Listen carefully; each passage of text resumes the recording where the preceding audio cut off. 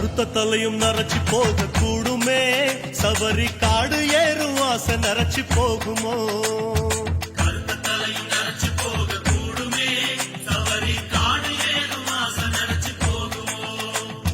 தன்னந்தனி தவ முனியான சாமி ஐயப்பா, கன்னிசாமி விரதத்துல நுழையணும், நல்ல கண்ணியத்தை புண்ணியர விதைக்கணும். கன்னிசாமி விரதத்துல நுழையணும், நல்ல கண்ணியத்தை புண்ணியர விதைக்கணும்.